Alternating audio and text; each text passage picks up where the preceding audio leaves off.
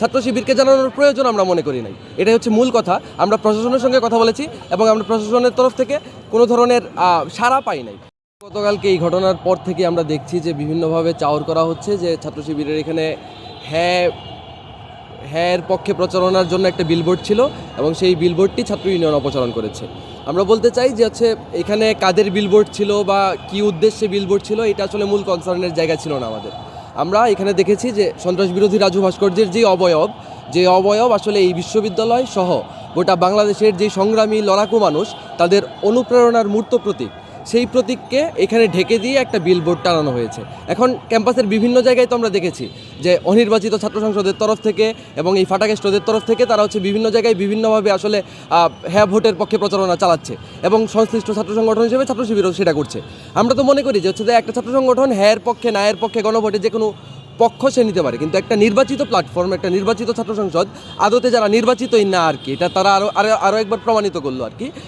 এই ধরনের একটা প্ল্যাটফর্ম, এই প্ল্যাটফর্মের তরফ থেকে এই ধরনের একটা প্রচারণা চালানো এটা তো অবৈধ আমরা মনে করি। তারপরেও আমরা সেটার ক্রিটিসিজম করতেছি, কিন্তু আমরা বিশ্ববিদ্যালয়ের বিভিন্ন জায়গায় যে তাদের এই প্রচারণার বিলবোর্ডগুলো এইগুলোতে তো আমরা হাত দিই না, এগুলো তো আমরা সরাই নাই, সেটা আমরা আমাদের জায়গা থেকে ক্রিটিসিজম করেছি। কিন্তু এখানে আমরা মূল কনসার্নের জায়গা ছিল এই যে রাজু ভাস্কর্যের যে অবয়ব, সেই অবয়বকে ঢেকে দিয়ে এখানে আসলে একটা বিলবোর্ড টানানো হয়েছিল। যেই বিলবোর্ডটা রাজুর সহযোদ্ধা হিসাবে, তার উত্তরসূরি হিসেবে আমাদের দায়িত্ব এই বিলবোর্ডটাকে এইখান থেকে সরিয়ে ফেলা, সেই কাজটি আমরা করেছি এবং এই কাজটা নতুন না। আমরা দেখেছি বিভিন্ন সময় বিভিন্ন গণবিরোধী শক্তি, উদাহরণস্বরূপ বিগত স্বৈরাচারী রেজিমে আমরা দেখেছি ছাত্রলীগের পান্ডারা এখানে স্বৈরাচার হাসিনার প্রশংসা স্তুতি একবার লাগিয়েছিল এবং তখনও ছাত্র ইউনিয়নের কর্মীরা আমরা সেখানে সেই বিলবোর্ডটি আমরা ভেঙে গুড়িয়ে দিয়েছিলাম। গতকালকেও আমরা দেখেছি আরেকটা গণবিরোধী শক্তি তারা এখানে একটা প্রচারণার জন্য একটা বিলবোর্ডটা নিয়েছে এবং আমরা এর আগের বার যেটা করেছিলাম এইবারও এটাই করেছি।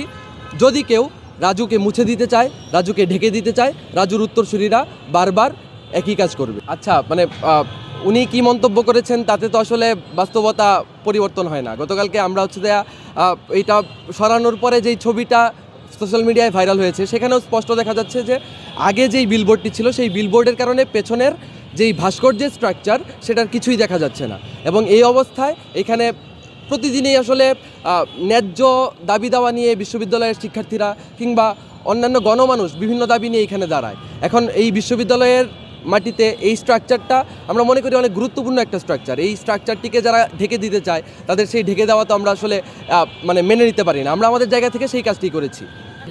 আমরা গতকালকে সংশ্লিষ্ট প্রশাসনের সঙ্গে কথা বলেছি, মাননীয় প্রক্টর স্যারের সঙ্গে দীর্ঘক্ষণ কথা বলেছি এবং ছাত্র শিবিরের সঙ্গে আদতে হচ্ছে যে মানে এই রাজনৈতিক শিষ্টাচার সুলভ যে সম্পর্ক, সেই সম্পর্কেও আমরা বিশ্বাস করি না। কারণ যারা এই দেশের অস্তিত্বে কখনো বিশ্বাস করে নাই, যারা এই দেশের অস্তিত্বকেই যারা বারবার হচ্ছে যে প্রশ্নবিদ্ধ করেছে, ন্যারেটিভ উৎপাদন করার চেষ্টা করেছে এবং আমরা দেখেছি এগুলো অনেক পুরাতন আলাপ, নতুন করে আর এই প্রসঙ্গ টেনে আনার কিছু নাই।